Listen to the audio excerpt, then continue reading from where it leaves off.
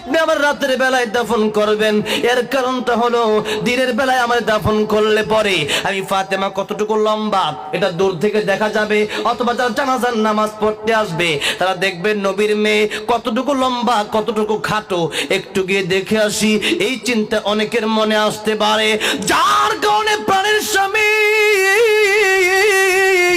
আমার ইন্তেকালের পরে আমাকে আপনি দিনের বেলায় দাফন করবেন না, আমাকে আপনি রাতের বেলায় দাফন করবেন, যাতে করে আমার লাশটা কতটুকু লম্বা কেউ দেখতে না পারে। এই যে একটা পর্দা ফাতেমার ছিল, আমাদেরও এমন পর্দার দরকার আছে না নাই? আমার নবীজি বলেছেন, আজ যুবকেরা ভালো করে শুনতে হবে। এবার যুবক আর যুবতীদেরকে নিয়ে আমি কিছু কথা বলি। আমার ভাইরা, আমার মুরব্বী ওজিরা, নিজের মেয়েটা জাহান্নামের দিকে যাচ্ছে, কিন্তু আপনি দেখতেছেন না। অনেক সময় দেখবেন মেয়েরা স্বামীকে গালি দেয়, স্ত্রীরা স্বামীকে গালি দেয়, এমন কিছু স্ত্রী আছে না নাই? আছে। এই জন্য স্ত্রীর স্বামীকে গালি দিলে জাহান্নামের জন্য স্ত্রী হয়ে থাকবেন। আমার ভাইরা, আমার মুরব্বী বাজিরা, একটা কথা আপনারা অনেক আগেও হয়তো শুনেছেন। আমার নবী বলেছেন, আল্লাহ ছাড়া যদি কাউকে সিজদা দেওয়ার অর্ডার থাকতো, তাহলে আমি বলতাম সমস্ত স্ত্রীরা তোমরা তোমাদের স্বামীর খেদমত করো, স্বামীর পায়ে সিজদা করো, কোন সুবহানাল্লাহ। কিন্তু সিজদা তো স্বামীর পায়ে দেওয়া যাবে না আল্লাহকে ছাড়া। কিন্তু এই কথা নবী বললেন কেন? অর্থাৎ স্বামীর মর্যাদা বাড়ায় দিয়েছেন। এবার ফাতেমার কথা বলি। ফাতেমা রাদিয়াল্লাহু আনহা মাঝে মধ্যে 2 দিন 3 দিন যেত, চুলার ভিতরে আগুন ধরতো না, কিন্তু স্বামীর বিরুদ্ধে কোনোদিন নালিশ করতো না। একদিনের ঘটনা, আমার নবীজি বিশ্বনবী রাহমাতুল লিল আলামিন দরওয়াজায় গিয়ে ডাকলেন, রা ফাতেমা, দরজা খুলে আমার সাথে তুমি দেখা করো।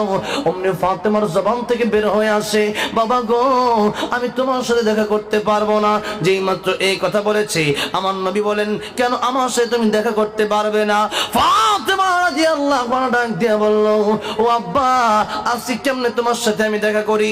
যে কাপড়টা আজকে আমি পরেছি, এই কাপড়টা যদি তুমি দেখো, তাহলে আলীর প্রতি, আমার স্বামীর প্রতি তোমার ধারণা খারাপ হয়ে যেতে পারে যে এইরকম একটা কাপড় ফাতেমাকে আলী কেমনে দিল। ও বাবা, আমার স্বামীর সম্মান নষ্ট হোক, এটা আমি চাই না। এই জন্য আমার স্বামীর সম্মান রক্ষার্থে আজকের এই দিনে আমি তোমার সাথে দেখা করতে পারবো না, কোন সুবহানাল্লাহ। এই যে একটা স্বামীর খেদমত, এটা তো এখন নাই, কিন্তু তারাও চায় স্বামীরে গালি দেয়, স্বামীরে মারে, কিন্তু এরাও চায় ফাতেমার সাথে জান্নাতে যাবে। না রে বন্ধু, না। যদি জান্নাতে ফাতেমার সাথে যেতে হয়, ঈমান যদি থাকে, তাহলে কাজ করতে হবে বিশেষ করে 2টা। যেহেতু এখানে আমাকে একটা বিষয় দেওয়া হয়েছে, পর্দার কথা, তো পর্দা করবে কি বুড়ারা না যুবকেরা? হ্যাঁ, করবে কে? এই বুড়ারা পর্দা করবে? বুড়ারা? হ্যাঁ, বুড়ারা পর্দা করে লাভ কি? বুড়াদের তো পর্দাই নাই। পর্দা করবে কেন? যাতে করে গুনায় জড়িত না হয়। বুড়া মানুষ তো গুনায় জড়িত হয় না, গুনায় জড়িত হয় সব যুবক আর যুবতীরা। কথা কন ঠিক না বেটি? কেন? এই বয়সে মদের আড্ডা আছে না নাই? এই বয়সে জুয়ার আড্ডা আছে না নাই? এই বয়সে বিয়ের সময় যৌতুক আছে না নাই? যৌতুক বন্ধ করতে হবে। এখন একটু যুবতীদের কথা বলবো, অর্থাৎ পর্দার কথা বলবো। দেখেন, আজকে যৌতুক চালু হওয়ার কারণ, অর্থাৎ এই দেশে আছে কি যৌতুক?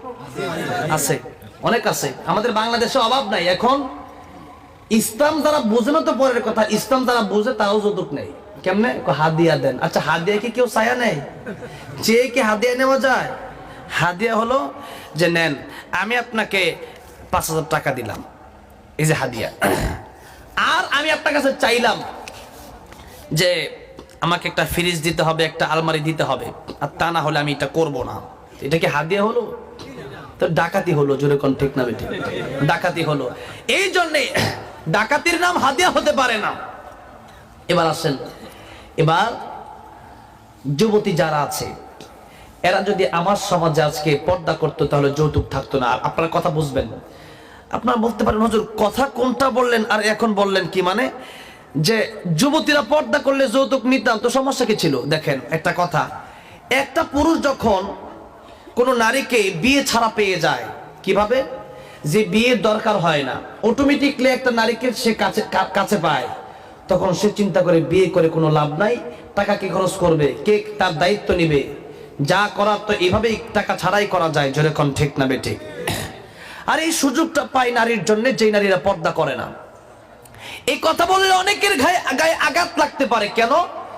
যে হুজুররা আমাদের বাংলাদেশে মাঝে মধ্যে দেখলাম খবর পড়ে, তো কিছু হলুদ মিডিয়া এরা খবর পড়ে কিভাবে, যে অমুক হুজুর বলেছে যে আমরা নাকি পর্দা করতে বোরকা পরে চলবো। কেন? তোমরা গেঞ্জি পরে চলতে পারলে আমরা বোরকা পরে চলতে পারবো না? চিন্তা করেছেন? আচ্ছা, এরা বলে যে আমরা স্বাধীনতা চাই। যেমন মনে করেন আমরা মুসলমান, এই আশেপাশে হিন্দু থাকতে পারে, তো তাদের গান বাজনা তাদের ঘরের ভিতরে করতে পারে, আমরাও এখানে মাহফিল করব, তো বাধা দেওয়ার ক্ষমতা নাই, কারণ এটার ভিতরে স্বাধীনতা দেওয়া হয়েছে। এখন আচ্ছা, একটা কথা আমি আপনাকে জিজ্ঞাসা করি, যেমন এই ইন্ডিয়াতেও আমাদের বাংলাদেশেও গাড়ি চলে কোন সাইডে? ডান সাইডে না বাম সাইডে? বাম সাইডে চলে। আমি সৌদি আরব গিয়েছি, আমার অনেক ভাইরা তো সৌদি আরব গিয়েছেন, হ্যাঁ গেছেন না? হ্যাঁ, ডাইন সাইডে সৌদি আরব গাড়ি চলে। আরবি ভাষাভাষী যে দেশগুলো আছে ওই দেশগুলো গাড়ি চলে, ওই দেশগুলো তো ডানে। মূলত এটাই আসল নিয়ম, যে ডানে চলা, রাস্তার ডানে চলতে হবে। কিন্তু এখন যে কারাই নিয়ম বের করে দিল, এই নিয়ম আস্তে আস্তে শুরু হয়ে গেছে। তো যাই হোক, এখানে বাংলাদেশ আর ইন্ডিয়ার লোকেরা যেহেতু, তো এখানে এই বামে গাড়ি চলে। আচ্ছা, কেউ যদি ডানে গাড়ি উল্টা প্রবেশ করায় দেয়, যদি পুলিশ দেখতে পারে, তার নামে মামলা আছে না নাই? এখন সে বলবে যে দেখো, গণতান্ত্রিক দেশ, আমার একটা স্বাধীনতা আছে, আমার যা মনে চায় আমি তা করব। পুলিশ বলবে সাবধান, যা আছে তা করার নাম স্বাধীনতা না, গাড়ি উল্টা পথে চালানোর নাম হলো উশৃঙ্খলতা। গাড়ি উল্টা পথে চালানোর কোনো নিয়ম দাও, 5,000 রুপি জরিমানা দাও। এখন জরিমানা চেয়েছে, আপনি দেবেন জরিমানা? দিব না, আমার স্বাধীনতা। পুলিশ কি আপনারা ছেড়ে দেবে নাকি আর 2টা থাপ্পড় দেবে? ওইটা কয়েকটা বাড়ি দেবে, দিয়ে বলবে দেখো মিয়া, এটার নাম স্বাধীনতা, তো তুমি স্বাধীনতা কাকে বলে এটাই বুঝো নাই। স্বাধীনতা মানে গাড়ি উল্টা সাইডে ঢুকানো নয়। সরকার বলেছে যে তুমি বাম সাইডে গাড়ি চালাও, তুমি ডাইন সাইডে চালাবা কেন? জরিমানা গুনতে হবে তোমার। জরিমানা না গুনলে জেলে গিয়ে বসে থাকবে 5 মাস 6 মাস। ঠিক না বেঠিক? আচ্ছা বলেন তো, দুনিয়ার সরকার বলো না আমার আল্লাহ বড়? সব যত সরকার আছে, আমার আল্লাহর চাইতে কোনো সরকার বড় আছে? সরকারের কথা শুনতে গিয়া যদি স্বাধীনতা সবকিছু হয় না, কিছু কথা সরকারের মানতে হয়। যদি উল্টা পথে গাড়ি চালালে এটা উশৃঙ্খলতা হয়, তাহলে আমার আল্লাহ বলেছেন পুরুষ চলো এক সাইডে, নারী চলো এক সাইডে। তো এখন যদি নারী বলে আমি চলবো না, তাহলে সেই নারীর জন্য কোনো ওয়াজ আমার নাই, কারণ তুমি চলবে না তো। ফাযাক্কির ইন্নামা আনতা মুযাক্কির লাস্তা আলাইহিম বিমুসাইতির। আল্লাহ পাক নবীজিকে বলছেন আপনি শাসক নয়, দারোগা নন, যে আপনি তাকে পিটাবেন। পিটিয়ে মানুষ বানানো যায় না, মানুষের অন্তর ভালো হয়ে গেলে মানুষ এমনিই ভালো হয়ে যায়। এই জন্য আজকের ওয়াজ মাহফিল। ঠিক না বেঠিক? সুতরাং আল্লাহ বলেছে চলো এক সাইডে পুরুষ, নারী চলো আরেক সাইডে। এখন নারী যদি বলে যে পুরুষের গায়ে শার্ট কেন, আমিও শার্ট পরে রাস্তায় বের হব, আমিও মুসলিমের বাচ্চার মতো আমি উলঙ্গ হয়ে বের হব, তাহলে বলেন তো এটা কি স্বাধীনতা হলো না উশৃঙ্খলতা হলো? উশৃঙ্খলতা হলো। সুতরাং এই উশৃঙ্খলতা যারা করে, তো এখন যুবকের, এখন সমস্যাটা কোথায়, মূল কথায় যাচ্ছে দেখেন। এখন যুবকেরা বলে যাবো, বিয়ে করব না। বাপে জোর করে বিয়ের জন্য সে বিয়ে করতে রাজি না। কেন? কারণ হলো সেই ব্যক্তি চিন্তা করে যে তার দায়িত্ব নিতে হবে, তার খরচ দিতে হবে। তো এই খরচ দেওয়ার দরকার কি? এমনি তো প্রেম করে কাটায় দেওয়া যায়। তার খরচ তার বাপ মা দিবে, আমার খরচ আমার বাপ মা দিবে, তাহলে তাকে তো আমি দায়িত্ব নেওয়ার কোনো মানে হয় না। এই যে একটা চিন্তা ভাবনা তাদের ভিতরে আসছে, এখন বিয়ে করতে রাজি না। এখন যেই মাত্র বিয়ের জন্য অফার দেওয়া হয়েছে, ভালো মেয়ে খুঁজে পায় না। যেই মেয়ের কাছে যায় একটা মুসলমান, যে সে বিয়ে করবে 4টা জিনিস দেখে। যদি কোন কয়টা? 4টা। তুনকাহুল মারআতু লিআরবাঈন। নবীজি মিশকাত শরীফের হাদিসে বলেছেন লিমালিহা ওয়ালি জামালিহা ওয়ালি দীনিহা ওয়ালি হাসাবিহা ফাদফার বিজাতিদ দীন। তোমরা বিয়ে করে 4টা জিনিস দেখে। আমার কথা এবারও একটু ভালো করে বুঝেন। লিমালিহা, নবী বলেন ধন সম্পদ দেখো। কি দেখবেন? আপনারা অনেকেই বলতে পারেন হুজুর, কত হুজুর তো ওয়াজ করলো, কিন্তু এই ওয়াজ তো শুনলাম না। কেন? যে আপনারাই না বলেছেন তোমরা ধর্ম দেখে বিয়ে করো, দিনদারিতে দেখে বিয়ে করো, তার ভালো কাজ আসেনি, ভালো চরিত্র দেখে বিয়ে করো। এখন টাকার প্রশ্ন আসলো কেন? একটু ভালো করে পুরোটা বুঝেন। লিমালিহা, ধন সম্পদ। রাসূল 2 নম্বরে বললেন ওয়ালি জামালিহা, চেহারা দেখে বিয়ে করো। কন্যা সুবহানাল্লাহ। আমাদের দেশে অনেকেই আছে, ইন্ডিয়াতেও আছে, বাপ অথবা মা একটা মেয়ে পছন্দ করেছে, তো সন্তান বলেছে আব্বু মেয়েটা আমার পছন্দ হয় নাই, বাপ বলে যে পছন্দ হোক, তোর পছন্দের কি, আমরা বাপ মা আমাদেরই পছন্দ, এরকম বলে কি বলে না? আমার মুরব্বী বাবাজিরা আপনার মনে কষ্ট নেবেন না। সন্তানের, হ্যাঁ আপনিও দেখবেন, সন্তানও দেখবেন, সন্তানের তার চেহারাটা তার কাছে ভালো লাগে না, এটা তো বাজারের, হ্যাঁ এটা তো বাজারের গরু না যে এটাতে কোরবানি দিয়ে খাবে। তো এই জন্যে একটু চিন্তা করতে হবে, বিষয়টা লক্ষ্য করতে হবে যে এটা তার স্ত্রী তার কাছে ভালো লাগতে হবে। এখন তার কাছে ভালো না লাগলে পরে অশান্তি সৃষ্টি হওয়ার মতো আশঙ্কা আছে না নাই? এই জন্য নবীজি বলেন চেহারা দেখো, চেহারা দেখা বিয়ে করো। কারণ শুনেছি লাইলি মজনুর প্রেমের কথা, লাইলি ছিল কালো কিন্তু মজনু লাইলির প্রেমে তারপরেও পাগল ছিল। লোকেরা জিজ্ঞাসা করে মজনু তুমি লাইলির প্রেমে কেন এত পাগল, লাইলি তো কালো। মজনু ডাক দিয়ে বলে ও দুনিয়ার মানুষেরা, আমার চোখটা যদি তোমার চোখ হইতো তাহলে লাইলি কালো, লাইলি তোমার ভালো লাগতো। কোন সুবহানাল্লাহ। দেখবেন একজনের পছন্দ হয়েছে একটা, তা আপনি বলবেন ভালো লাগে না, কিন্তু তার কাছে তাকে অনেক ভালো লাগতেছে, যেরকম ঠিক না বেঠিক? কেন? যে তার চোখটা তো আর আপনার চোখ না, আপনার চোখ তো আর তার চোখ না। এই জন্য এক একজনের চোখ এক এক রকম। নবীজি বলছে পছন্দ করেই তোমরা বিয়ে করো। কোন সুবহানাল্লাহ। পছন্দ হয়েছে তো কি অবৈধ প্রেম করবেন না বিয়ে করবেন? বিয়ে করবেন। এখন আমাদের দেশের যে নিয়ম, এই দেশের নিয়ম অনুযায়ী তো আমরা বিয়ে করতে পারি, এই হলো আজকের সমস্যা। যাই হোক, আল্লাহ যেন সবাইকে বোঝার তৌফিক দান করেন, বলেন আমিন। আল্লাহ যেন ইন্ডিয়াকে ইসলামের জন্য কবুল করেন, বলেন আমিন। এবার আসেন, বিয়ে করতে হবে কয়টা জিনিস দেখে? চারটা। ধন সম্পদ, চেহারা, নাম্বার 3 বংশ দেখেন। বিস্তারিত আলোচনা করতে গেলে অনেক লম্বা সময় চলে যাবে। নাম্বার 4 হলো ওয়ালি দীনিহা, তোমরা দিনদারিতে দেখে বিয়ে করো, কার দিন ভালো, কার আমল ভালো, আমল দেখে বিয়ে করো। আচ্ছা বলেন তো, আমার নবীজি আলীর কাছে ফাতেমাকে বিয়ে দিয়েছিলেন কি টাকা পয়সা দেখে না আমল দেখে? আমল দেখে। তাইলে আমি যে চারটার কথা বললাম, হাদিসের শেষ অংশে আমার নবীজি বলছেন ফাযফার বিদাতিদ দ্বীন। এই চার কথা বলার পরে আমার নবীজি বলছেন তোমরা এই চার কথার পরে এবার একটা কথা শুনো, ফাযফার বিদাতিদ দ্বীন।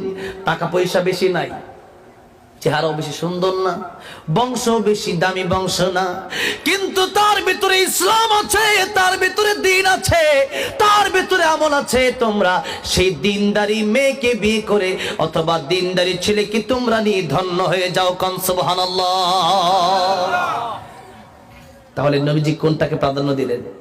আমলকে। বলেন কিসকিকে? আমলকে প্রাধান্য দিলেন। এবার আসুন আমার ভাইরা, আমার মুরব্বি যে কথা বলতেছিলাম, এখন এই চার জিনিস দেখতে গিয়ে কেউ যদি দেখেন যে মেয়েটা ভালো না, আচ্ছা কেউ যদি এমনটা দেখেন যে একটা মেয়ে আরো 5 জনের সাথে প্রেম করে, তো এই ছেলেকে মেয়েকে বিয়ে করবে? কেন করবে না? মেয়ের চরিত্র ভালো না। যেরকম কথা ঠিক না বেঠি? মেয়ের চরিত্র ভালো না, এই জন্য বিয়ে করবে না। এখন আসেন, তখন মেয়ের বাপই এই কথা বলতে থাকে যে দেখেন আপনার ছেলে যদি বিয়ে করে তাহলে আপনার ছেলেকে আমি একটা ফ্রিজ দিব, আমি একটা 48 ইঞ্চি টিভি দিব, 5 লাখ টাকা যৌতুক দেব। তখন ছেলে চিন্তা করে এখন বিয়ে করে ফেলি, কারণ 5 লাখ টাকা পাওয়া যাবে। কথা বলেন ঠিক না ঠিক? আচ্ছা ইন্ডিয়া তো কলা আছে, কলা আছে না? আরে ইন্ডিয়া থেকে কলা তো মনে হয় বাংলাদেশেও যায়। সেই কলার কথা বলি, সোলা কলার কথা। আমি মাঝে মধ্যেই বাংলাদেশে ওয়াজটা করি যে সোলা কলা কেউ কিনবে? সোলা কলা কেউ কিনবে না, কারণ সোলা কলার ভিতরে মশা বসেছে, মাছি বসেছে, পোকামাকড় বসেছে, এই কলা কে খায়? এখন যদি কেউ সোলা কলা নিয়ে বাজারে বিক্রি করার জন্য বসে, কেউ কিনবে না, শুধু মুসলমানরা। হিন্দুরা এই কলা কিনবে? কেন কিনবে না? কলা ভালো না, কলা তো নষ্ট হয়ে গেছে। যেরকম ঠিক না বেটি? এখন আমাদের বাংলাদেশের এক বক্তা এই কথা বলেছিল, একজন কলা নিয়ে বসছে, এই সোলা কলা তার কেউ কিনে না, এই জন্য সে বলতেছে কে আসো আমার কলার খরিদ্দার, কলার সাথে আছে 1 টাকা করে পুরস্কার। তো 100 কলা থাকলে 100 টাকা পুরস্কার। এক ছেলে চিন্তা করলো যে টাকা যদি 100 টাকা পুরস্কার দেয় তাহলে আমি কলা দিয়ে কি করব? কলা না হয় ফেলে দিলাম বাজারে গিয়া, 100 টাকা আমার বড় প্রয়োজন। 100 টাকার জন্য সে কলা নিল। আচ্ছা বলেন তো এই যুবক কলা নিল কেন? কলা খাওয়ার জন্য নাকি টাকার লোভে পড়ে? টাকার লোভে পড়ে। এই মুহূর্তে এই সমাজে বর্তমানে কিছু যুবক আছে টাকার লোভে পড়ে বিয়ে করে, মেয়ে দেখে বিয়ে করে না। আবার কিছু মেয়ে আছে যে মেয়েরা আমল দেখে বিয়ে হইতে চায় না, জিজ্ঞাসা করে কত টাকা বেতন পাও, কত টাকা স্যালারি পাও, কথা বলেন না কেন? আচ্ছা যদি বলে 20,000 রুপি, আশেপাশ থেকে আরো কত, এরকম কথাও জিজ্ঞাসা করে। এখন আমাদের বাংলাদেশেও আছে, আশেপাশে কত মানে সুদে ঘুষে কত, টেবিলের উপর দিয়ে 20,000, টেবিলের নিচ দিয়ে কত। আচ্ছা বলেন তো, এই কথা যে ব্যক্তি জিজ্ঞাসা করতে পারলো তাদের চরিত্র কোনোদিন ভালো হতে পারে?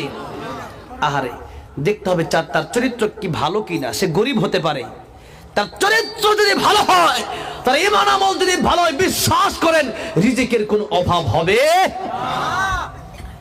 চরিত্র দেখে বিয়ে দিবেন। চরিত্রটা, ছেলে কি ভালো কিনা, ছেলেটা বুদ্ধিমান কিনা, ছেলেটা দিনদার কিনা, এটা দেখে বিয়ে দিবেন, মাল দেখে নয়। হ্যাঁ, এরপরেও মেয়েটা ভালো, ধন সম্পদ আছে, বংশ ভালো, চেহারা ভালো, তে তো নূরুন আলা নূর, তাহলে তার কথাই বলার দরকার নাই, ঠিক না বেঠিক? এই জন্যে বিয়ে করতে হবে যৌতুক নিয়ে না, যৌতুক ছাড়া। ছেলেদের ব্যাপারে এই ওয়াজ, যৌতুক ছাড়া বিয়ে করতে হবে। এবার আসুন যুবতীদের কথা আমি বলি।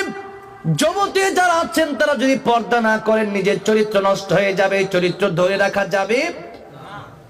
এই যুবতীকে ভালো যুবক বিয়ে করবে না। আল খাবিসাতু লিল খাবিসিন ওয়াল খাবিসুনা লিল খাবিসাত। আপনি কি মনে করছেন যে আপনি 20টার সাথে প্রেম করবেন আর আপনি পাবেন একজন একবারে ভালো নারী, এটা মনে করছেন? না, আপনি 20 মেয়ের সাথে প্রেম করেছেন, যেই মেয়ে 20 ছেলের সাথে প্রেম করেছে সেই মেয়ে আপনার ভাগ্যে জুটবে। যেটা কোন ঠিক না বেঠিক? এটা তো আল্লাহ নিজে বলছে যে এইভাবে মিলবে। তো এবার আসেন, তবে আপনি তওবা করলে আল্লাহ কবুল করতেও পারেন, যে আল্লাহর জীবনে করবো না, আল্লাহ একটা ভালো মেয়ে মিলিয়ে দিও। বলেন আমিন। এই জন্য এখন থেকে অবৈধ প্রেম চলবে না, বিয়ে চলবে? বিয়ে চলবে, অবৈধ প্রেম চলবে। পছন্দ হয়েছে স্পষ্ট আপনি বলে দিবেন যে আব্বা আমি বিয়ে করতে চাই তাকে, আল্লাহ বোঝার তৌফিক দেন। বলেন আমিন। তো এবার আসুন, মেয়েরা যদি পর্দা না করে, এবার মেয়েরা চিন্তা করবে যে আমি ফাতেমার সাথে জান্নাতে যাব। কেমনে? সারা জীবন গুনাহ করব, তওবা করে মাফ পেয়ে যাব। এরকম চিন্তা করা ভুল, কারণ আজকেও মরে যেতে পারে। যেরকম ঠিক না বেঠিক? তো ফাতেমা রাদিয়াল্লাহু আনহা, নবীজির কলিজার টুকরা মেয়ের কথা, দুইটা কথা আমি বলি যে আপনারা সবাই জানেন, ফাতিমা তো সাইয়্যিদাতু নিসাই আহলিল জান্নাহ। ফাতেমা হবে জান্নাতি রমণী, যুবতীদের সর্দারনি। তাহলে আচ্ছা বলেন তো, ফাতেমা কি জান্নাতের সর্দারনি কষ্ট না করে এমনি হয়ে যাবে? আমার ভাইরা, আমার মুরব্বি বুঝিরা, দুইটা কারণ আমি কিতাবের ভিতরে বিশেষ করে পেয়েছি। এক নম্বর কারণ, ফাতেমার পর্দা ছিল খাঁটি পর্দা। কি ছিল? খাঁটি পর্দা ছিল। একটু কথা শুনেন, লম্বা কথা বলার সময় নেই, একটু একটু করে অনেকগুলা কথা আমি বলি, তবে কেউ এখন উঠবেন না, অল্প সময়ের ভিতরে আমি শেষ করে দিব। ফাতেমা রাদিয়াল্লাহু আনহার পর্দা কেমন? আলী রাদিয়াল্লাহু আনহুকে মৃত্যুর আগে বলতেছেন, স্বামী আমার ইন্তেকালের পরে আপনি আমাকে যে দাফন দিবেন, আমাকে কবরের ভিতরে আপনি শোয়া দিবেন। আমারে কেমনে শোয়াইবেন জানেননি? আমার কাপড়ের উপর দিয়ে আরেকটা কাপড় দিবেন। কেন আরেকটা কাপড় দিবেন?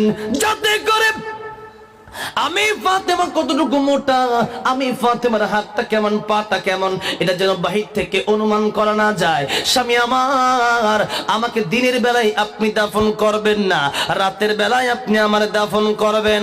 ও স্বামী, কেন আপনি আমার রাতের বেলায় দাফন করবেন? এর কারণটা হলো, দিনের বেলায় আমার দাফন করলে পরে আমি ফাতেমা কতটুকু লম্বা এটা দূর থেকে দেখা যাবে, অথবা যারা জানাজার নামাজ পড়তে আসবে তারা দেখবেন নবীর মেয়ে কতটুকু লম্বা, কতটুকু খাটো, একটু গিয়ে দেখে আসি, এই চিন্তা অনেকের মনে আসতে পারে। যার কারণে প্রাণের স্বামী আমার ইন্তেকালের পরে আমাকে আপনি দিনের বেলায় দাফন করবেন না, আমাকে আপনি রাতের বেলায় দাফন করবেন, যাতে করে আমার লাশটা কতটুকু লম্বা কেউ দেখতে না পারে। এই যে একটা পর্দা ফাতেমার ছিল, আমাদেরও এমন পর্দার দরকার আছে না নাই? কিন্তু আমরা এই পর্দা এখন করি না। আরেকজন করে, বলে ও করেছে তো তোমার কি? ও জাহান্নামে গেলে তুমি তার সাথে জাহান্নামে যাবে না। এই জন্য চিন্তা করতে হবে, আমার আমলনামা কিন্তু আমার হুজুর কিন্তু আমার জান্নাতে নিয়ে যাবে, চিন্তাটা কিন্তু করলে হবে না। আমার আল্লাহ ডেকে বলেন, ইন্নাল আবরার লাফি নাঈম ওয়া ইন্নাল ফুজ্জার লাফি জাহিম। আল্লাহ তাআলা বলছেন নিজের আমল যদি ভালো হয় জান্নাতে যাবে, নিজের আমল যদি খারাপ হয় জাহান্নামে যাবে। এবার আসুন নিজের আমল নিজেরই করতে হবে, কারণ নিজের ঈমান যদি ঠিক না থাকে নবীর সুপারিশেও কাজ হবে না। নবীর সুপারিশ কিন্তু মুনাফিকের জন্য কাজ হবে না, বেঈমানের জন্য কাজ হবে না। এই জন্য নবীর পিতাও যদি হয়, নবীর মাও যদি হয়, নবীর সন্তান যদি হয়, ঈমান নাই, তার আমল নাই, নবীর সুপারিশ করলে কি কাজ হবে নাকি? হবে না। এই যে নিজের আমল নিজের ঈমান ঠিক করতে হবে আগে। আমার ভাইরা, আমার মুরব্বিও যারা নিজের মেয়েদেরকে যারা পর্দায় থাকতে দেন না, এই যে ইন্ডিয়ার একটা কালচার, এই হিন্দুদের কালচার দেখে যদি আপনার সন্তানকেও আপনি বলেন যে তারাও যেহেতু পড়েছে তুমিও পড়ো, তাতে আর কি হয়েছে? সে হিন্দু, সে জাহান্নামে যাবে, তুমি তো মুসলমান, তুমি তো জান্নাতে যাবে। এত সস্তা না। আমার আল্লাহ তুই জান্নাতে যেতে হলে এর জন্য কষ্ট অবশ্যই করতে হবে, কারণ যিনি রহমাতুল লিল আলামিন তিনি কি শুধু ঘরে বসেছিলেন না, কষ্টও করেছেন, কষ্ট তিনি করেছেন। সুতরাং আমরা জান্নাতে গেলে আমাদের কষ্ট করা লাগবে। আমার আল্লাহ যেইভাবে বলেছেন ওইভাবেই চলা লাগবে। এই জন্য এক নম্বরে মেয়েরা যদি জান্নাতে যেতে চায় তাহলে খাঁটি পর্দার কোনো বিকল্প নাই। নাম্বার 2 হলো ফাতেমা রাদিয়াল্লাহু আনহা। 2 নম্বর কথাটা বলি, আজকের ওয়াজের ইতি আমি টানার জন্য আমি চেষ্টা করব। নাম্বার 2 নম্বর আমার কথা হলো ফাতেমা রাদিয়াল্লাহু আনহা স্বামীর খেদমত করেছেন। জোরে বলেন কি করেছেন? স্বামীর খেদমত করেছেন।